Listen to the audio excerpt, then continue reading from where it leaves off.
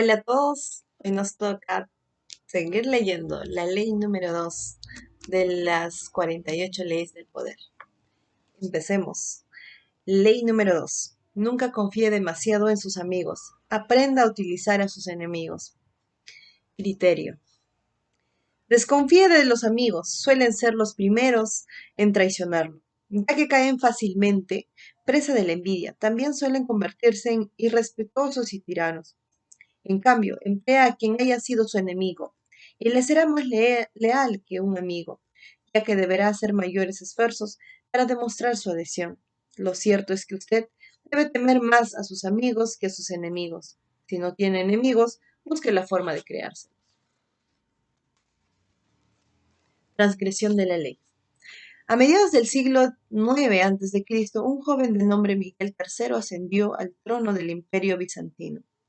Su madre, la emperatriz Teodora, había sido desterrada a un monasterio y el amante de ella, Teoctistus, asesinado. La conspiración para destituir a Teodora y entronizar a Miguel había sido encabezada por el tío de este, de nombre Vargas, un hombre sagaz y ambicioso. Miguel era un gobernante sin experiencia alguna, rodeado de intrigantes asesinos y libertinos. En esos tiempos de peligro, se vio necesitado de alguien en quien poder confiar y que desempeñara el papel de sincero consejero. Pensó de inmediato en Basilio, su mejor amigo.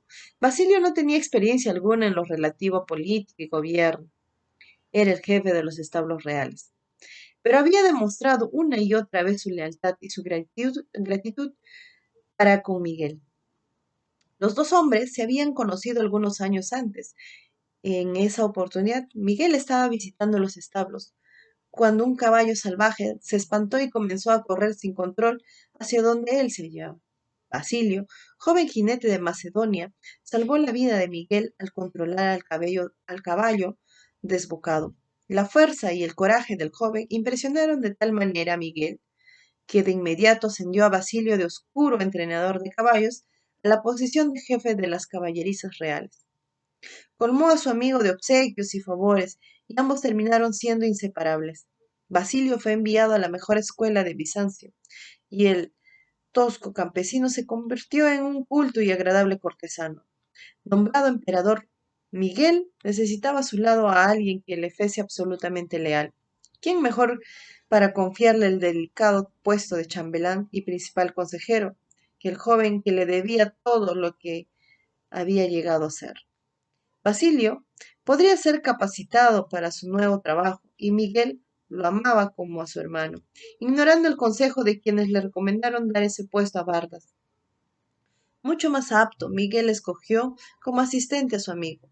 Basilio aprendió con facilidad y rapidez, y pronto estuvo en condiciones de asesorar al emperador sobre todos los asuntos de Estado. El único problema resultó ser el dinero, ya que Basilio nunca consideraba suficiente lo que se le pagaba, al estar expuesto a los lujos y esplendores de la vida cortesana de Bizancio. Se tornó avaro y ambicioso. Miguel duplicó y luego triplicó su salario, le otorgó un título de nobleza y le casó con una de sus propias amantes, Eudocia Ingerina. Mantener satisfecho a su amigo y hombre de confianza bien valía aquel precio, pero los problemas no terminaron allí. Vargas había pasado a ser jefe de ejército y Basilio convenció a Miguel de que ese hombre era ilimitadamente ambicioso. Con la ilusión de poder controlar a su sobrino, Vargas había conspirado para ponerlo en el trono. Nada le impedía volver a conspirar, esta vez para deponer a Miguel y asumir él mismo el gobierno del imperio. Tanto hizo y dijo Basilio contra Vargas que al final Miguel decidió mandar asesinar a su tío. Durante una importante carrera de caballos, Basilio se acercó a Vargas en medio de la multitud y lo mató a puñaladas. Poco después, solicitó reemplazarlo como jefe del ejército, a fin de ejercer mejor control sobre las fuerzas armadas y poder sofocar cualquier intento de rebelión. El emperador le concedió el cargo. El poder y la fortuna de Basilio fueron creciendo y, pocos años más tarde, Miguel, que se encontraba en apuros económicos, debido a sus propios despilfarros, le pidió que le devolviera parte del dinero que Basilio había tomado prestado a lo largo de los años. Para gran consternación del joven emperador, Basilio se negó con tanta firmeza y arrogancia que se dio cuenta de pronto del problema que enfrentaba. Su ex jefe de establos había llegado a poseer más dinero, más aliados en el ejército y en el Senado, y, por último, más poder que el propio emperador. Algunas semanas después, tras una noche de mucho beber, Miguel se despertó y se vio rodeado por soldados. Basilio contempló la escena impávido, mientras sus hombres asesinaban al emperador a puñaladas. Después de autoproclamarse emperador, cabalgó por las calles de Bizancio llevando en triunfo en la punta de una larga pica la cabeza de su ex benefactor y mejor amigo. Interpretación. Miguel III de Bizancio puso su futuro a la merced del sentimiento de gratitud que creía que Basilio debía de albergar hacia él. No dudaba de que Basilio le serviría mejor que nadie, ya que le debía su riqueza, su educación y su posición. Luego, una vez que Basilio estuvo en el poder, no dudó en darle todo lo que éste le requería para fortalecer el lazo que los unía. Solo cuando vio el gesto de burla en el rostro de Basilio, Miguel se dio cuenta del error fatal que había cometido. Había creado un monstruo. Permitió que el hombre viera el poder de tan cerca que terminó deseando más y más, al darle todo cuanto exigía, y al encumbrarlo gracias a la caridad recibida de su benefactor, solo logró que Basilio hiciera lo que hacen tantos en una situación similar: olvidar los favores recibidos y creer que han ganado su éxito gracias a sus propios méritos. En el momento en que tomó conciencia de la realidad, Miguel aún estaba a tiempo de salvar su vida, pero la amistad y el amor suelen impedirnos ver nuestros propios intereses. Nadie cree que un amigo puede traicionarlo, y Miguel no lo creyó hasta que aquel día en que su cabeza terminó en la punta de la pica.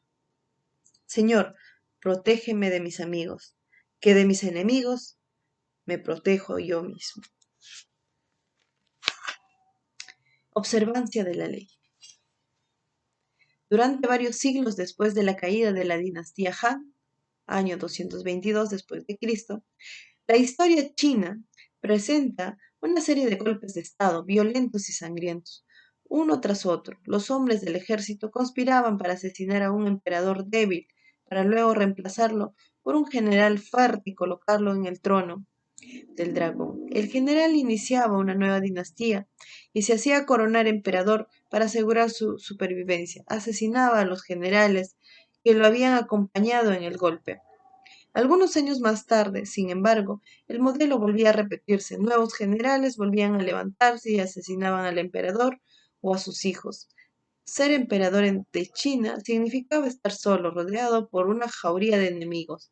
Era la posición de menor poder y seguridad que existía. En el año 959 después de Cristo, el general Chao Guanyin se convirtió en el emperador Sun. Tenía plena conciencia de que era muy probable que, en el término de 1 o 2 años, lo asesinaran de haber sido entronizado como emperador. Sun ordenó que se realizara un banquete para celebrar el advenimiento de la muerte de la nueva dinastía, al que invitó a los más poderosos comandantes del ejército. Después de todos bebieron mucho vino, Sun despidió a los guardias y a todos los demás invitados, menos a los generales, que empezaron a temer por el emperador de que él los asesinara de un solo golpe. El emperador, en cambio, les dijo: pasó todo el día temiendo por mi vida, y me siento desdichado, tanto a la mesa como en mi cama, porque ¿quién de ustedes no sueña con arrebatarme el trono? No es que dude de su lealtad, pero si, por una de las casualidades, sus subordinados buscando riqueza y poder obligaran a alguno de ustedes a vestir la túnica amarilla, ¿quién podría rehusarse? Ebrios y temerosos por su vida, los generales reiteraron una y otra vez su inocencia y su lealtad, pero Sun tenía otros planes. La mejor forma de pasar los días es disfrutando en paz de las riquezas y los honores. Si ustedes están dispuestos a renunciar a sus mandos, yo, por mi parte, estoy dispuesto a brindarles prósperas tierras y bellas viviendas, donde puedan disfrutar del placer, acompañados por cantantes y mujeres hermosas. Los generales, atónitos, comprendieron que, en lugar de luchas y angustias, Sun les ofrecía riquezas y seguridad. Al día siguiente, todos los generales presentaron su renuncia y se retiraron como nobles a las propiedades que Sun les había obsequiado. En un golpe de magistral, Sun convirtió a una manada de amigables lobos, que sin duda lo habrían engañado y atacado por la espalda, en un grupo de dóciles corderos alejados de todo poder. Durante los años siguientes, Sun continuó su campaña para asegurar su poder absoluto. En 1971, en 971 después de Cristo, King Liu, oriundo de la sureña provincia de Han, al fin se rindió ante él. Al cabo de años de rebelión, para gran sorpresa de Liu Sun, Sun le otorgó una posición de alto rango en la corte imperial y lo invitó al palacio para sellar su nueva amistad con una copa de vino. Cuando Liu tomó la copa, titubeó un instante, temiendo que contuviera veneno. Los crímenes de este súbdito sin duda merecen la muerte, exclamó. Pero yo pido a su majestad que perdone la vida a este súbdito. No me atrevo a probar este vino. El emperador Sun se echó a reír y, tras tomar la copa de manos de Liu, la vació de un solo trago. El vino no estaba envenenado. A partir de ese momento, Liu se convirtió en el amigo más confiable y leal de Sun. En aquel tiempo, China se había dividido en numerosos pequeños reinos.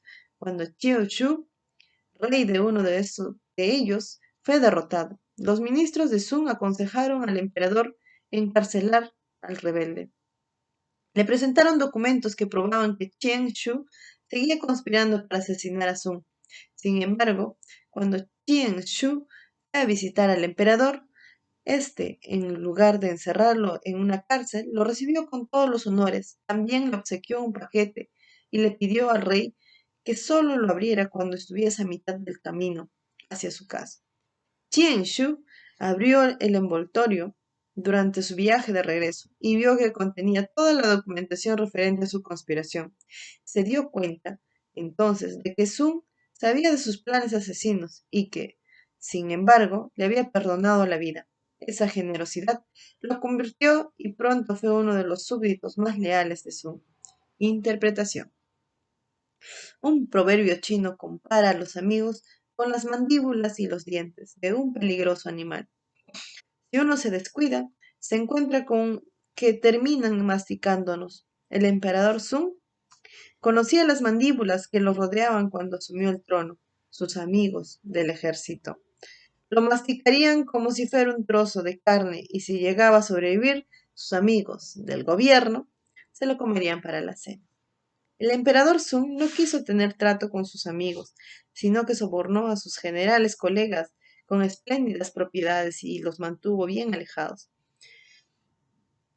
Esta era una forma mucho mejor de anularlos que matándolos, lo que solo hubiese provocado la venganza de otros generales.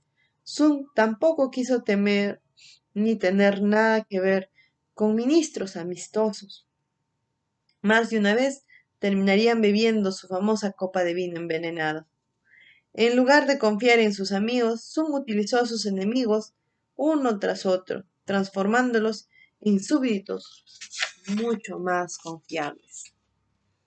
Mientras que un amigo espera más y más favores y hierve de celos y envidia, los ex amigos no esperaban nada y recibieron todo. Un hombre que se encuentra con que de pronto le perdonan la vida es, sin duda, un hombre agradecido e irá hasta el fin del mundo por el hombre que le concedió esa gracia.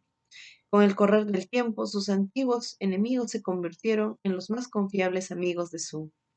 Y, por último, Sun logró romper con el siglo continuo de golpes de Estado, violencia y guerra civil. la dinastía Song gobernó la China durante más de 300 años. En un discurso pronunciado en el apogeo de la Guerra Civil de los Estados Unidos, Abraham Lincoln se refirió a los sureños como a hermanos que iban por el camino equivocado. Una señora mayor lo reprendió por no calificarlos de acérrimos enemigos a quienes se debía destruir. Pero señora, replicó Lincoln, ¿acaso no destruyó a mis enemigos al convertirlos en mis amigos? Claves para alcanzar el poder. Es natural querer emplear a los amigos como uno se encuentra en apuros. El mundo es un lugar duro y los amigos suavizan esa crudeza. Además, uno los conoce bien porque dependen de un extraño cuando se tiene a mano un amigo. El problema es que a menudo no se conoce a los amigos tan bien como uno cree. Los amigos suelen coincidir con nosotros a fin de evitar discusiones. Entre amigos se suelen disimular los rasgos desagradables para evitar molestar o ofenderse. Los amigos son los que más celebran nuestros chistes. A los amigos les encantaría su poesía, amarán su música y envidiarán el buen gusto de su vestimenta. Quizás sean sinceros, pero con frecuencia no lo son. Cuando usted decide emplear a un amigo, poco a poco va descubriendo facetas que esa persona mantenía cuidadosamente ocultas. Lo extraño es que es un acto de generosidad para con sus amigos lo que desestabiliza la relación. El ser humano quiere sentir que merece su buena fortuna. La recepción de un favor puede convertirse en algo opresivo. Significa que usted ha sido elegido por ser un amigo y no necesariamente por sus méritos propios. En el acto de contratar a un amigo casi siempre hay un ligero toque de descondescendencia que secretamente molesta. Esa herida se irá manifestando en forma paulatina, un poco más de sinceridad, un toque de resentimiento o envidia cada tanto. Y antes de que usted pueda darse cuenta, la amistad comenzará a diluirse de modo irremediable.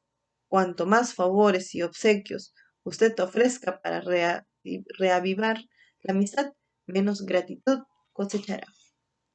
La ingratitud tiene una historia larga y profunda. Su poder ha quedado demostrado a través de tantos siglos, que resulta en verdad sorprendente que la gente siga subestimándola.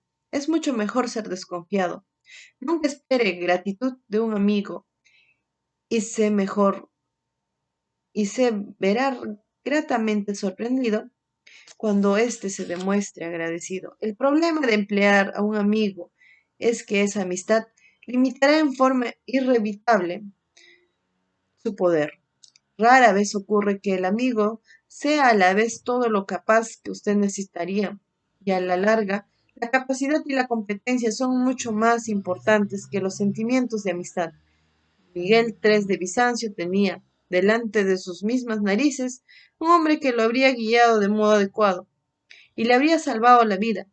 Ese hombre era Vargas. Todas las situaciones laborales exigen una cierta distancia entre la gente que participa en ellas. Usted está tratando de trabajar, no de hacer amigos. La amistad, verdadera o falsa, solo enturbia este hecho. Por lo tanto, la clave del poder se basa en la capacidad de evaluar quién es la persona más capaz para apoyar sus intereses en toda situación. Conserve a sus amigos para vivir una relación de amistad, pero trabaje con los más capaces y competentes. Sus enemigos, por otra parte, constituyen una mina de oro virgen que usted deberá aprender a explotar. Cuando Talleyrand, el ministro de Asuntos Exteriores de Napoleón, consideró en 1807 que su jefe estaba conduciendo a Francia a la ruina y que había llegado el momento de volverse contra él, comprendió los peligros que entrañaba conspirar contra el emperador. Necesitaba un socio, un confederado, pero ¿en cuál de sus amigos podría confiar para semejante cometido? Eligió a Joseph Foch, jefe de la policía secreta y su más enconado enemigo. un hombre que hasta había tratado de mandarlo a asesinar. Talleyrand sabía que aquel odio del pasado brindaría la oportunidad para una reconciliación afectiva. Sabía que Fauche no esperaba nada de él y que, por otra parte, se esforzaría para demostrar que era digno de la elección de Talleyrand. Una persona que quiere probarle algo moverá montañas por usted. Además, Talleyrand sabía que su relación con Fauche se basaría en intereses mutuos y egoístas, y que no estaría contaminada por ningún tipo de sentimientos personales. La elección resultó ser perfecta, a pesar de que los conspiradores no consiguieron derrocar a Napoleón. La unión de los dos socios tan insólitos y poderosos generó mucho interés por su causa. La oposición al emperador comenzó a difundirse en forma paulatina, y a partir de ese momento, Talleyrand Talleyrand y Forche tuvieron una fructífera relación de trabajo. Toda vez que pueda, haga las paces con su enemigo y asegúrese de ponerlo a su servicio. Como dijo Lincoln, uno destruye al enemigo cuando lo convierte en amigo. En 1971, durante la guerra de Vietnam, Henry Kissinger fue víctima de un frustrado intento de secuestro. Una conspiración en la cual, entre otros, estuvieron involucrados dos conocidos sacerdotes antibelicistas, los hermanos Berrigan, otros 4 sacerdotes católicos y 4 monjas en privado, sin informar al Servicio Secreto del Departamento de Justicia. Kissinger organizó un encuentro con 3 de los supuestos secuestradores un sábado por la mañana, cuando explicó a sus invitados que para mediados de 1972 había sacado de Vietnam al grueso de los soldados estadounidenses. Conquistó de inmediato su buena voluntad. Le obsequiaron algunos prendedores con la leyenda "secuestren a Kissinger", y uno de ellos mantuvo durante años una amistad con él, visitándolo en diversas ocasiones. Esa no fue la única ocasión en que Kissinger recurrió a ese tipo de estratagema. Por principio, buscaba trabajar con quienes disentían de él. Colegas solían comentar que, obviamente, Kissinger se llevaba mejor con sus enemigos que con sus amigos. Sin enemigos a nuestro alrededor, nos volveremos perezosos. Un enemigo que nos pisa los talones, agudiza nuestro ingenio, nos mantiene despiertos y atentos. Por eso, a veces es mejor usar a los enemigos como enemigos en lugar de transformarlos en amigos o aliados. Mao Tse-tung Mao Tse-tung consideró el conflicto como la clave para su acceso al poder. En 1937 los japoneses invadieron China, interrumpiendo la guerra civil entre los comunistas de Mao y sus enemigos, los nacionalistas chinos. Temiendo que los japoneses los aniquilaran, algunos líderes comunistas abogaron por dejar que fuesen los nacionalistas quienes combatieran a los japoneses y utilizar ese tiempo para recuperarse. Mao no coincidió con esa posición. No era posible que los japoneses lograran derrotar y ocupar, al menos no por mucho tiempo, un país tan vasto como China. Cuando se retira el ejército comunista, tras varios años sin combatir, estaría oxidado y mal preparado para reanudar la lucha contra los nacionalistas. Luchar contra un enemigo tan formidable como los japoneses constituiría, por el contrario, el enfrentamiento perfecto para el heterogéneo ejército comunista. Se optó por seguir el plan opuesto por Mao, que resultó exitoso. Cuando los japoneses se retiraron al fin de China, los comunistas habían ganado la experiencia bélica que los ayudaría a derrotar a los nacionalistas. Años después, un visitante japonés intentó disculparse ante Mao por la invasión de su país a China. Mao lo interrumpió, diciendo: "Creo que debería agradecer esa invasión", explicó, que sin un contrincante fuerte, ni un hombre ni un grupo pueden crecer en fortaleza. La estrategia de conflicto constante de Mao comprende varios componentes clave. En primer lugar, tener la certeza de que a la larga se saldrá victorioso de la lucha. Nunca iniciar la lucha contra quien no se esté seguro de poder derrotar. Mao sabía que los japoneses más tarde o más temprano serían derrotados. Segundo, si no se tienen enemigos evidentes, a veces conviene armar un blanco adecuado, aunque para ello haya que convertir a un amigo en enemigo.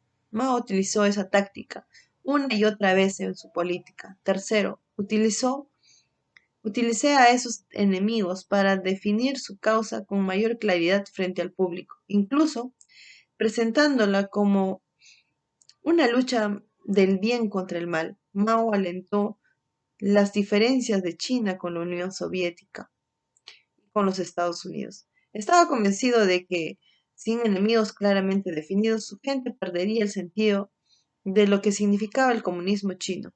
Un enemigo bien definido es un argumento mucho más fuerte que cualquier cantidad de palabras que se puedan derrochar al respecto.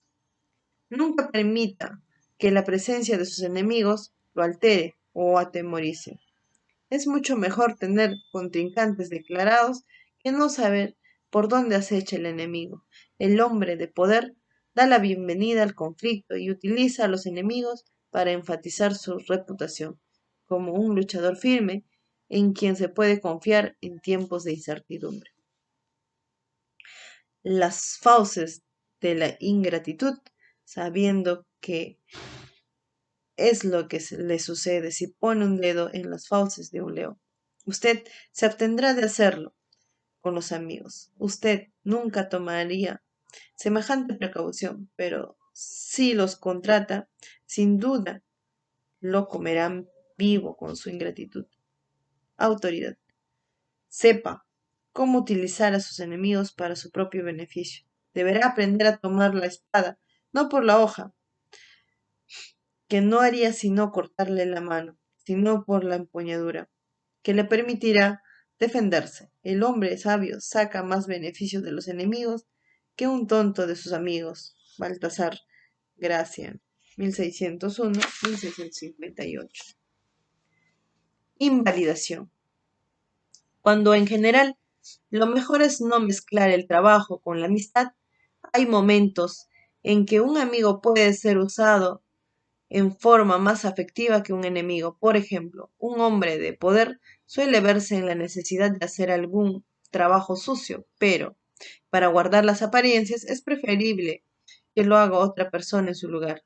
Para eso resulta ideales los amigos, ya que el afecto que sienten los predispone a correr riesgos por uno.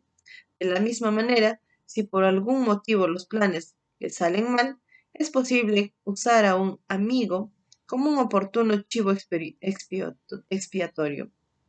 Esta caída del favorito fue un truco usado con frecuencia por reyes y soberanos. Dejaban que su mejor amigo cargara con la culpa de un error, ya que nadie sospecharía que habían sacrificado en forma deliberada a un amigo por ese motivo. Por supuesto, después de jugar esa carta, el gobernante pedía al amigo para siempre, por lo tanto, conviene reservar el papel de chivo expiatorio para alguien cercano a usted, que no, pero no demasiado próximo en el afecto. Por último, el problema de trabajar con amigos es que se confunden los límites y las distancias que una actividad laboral requiere.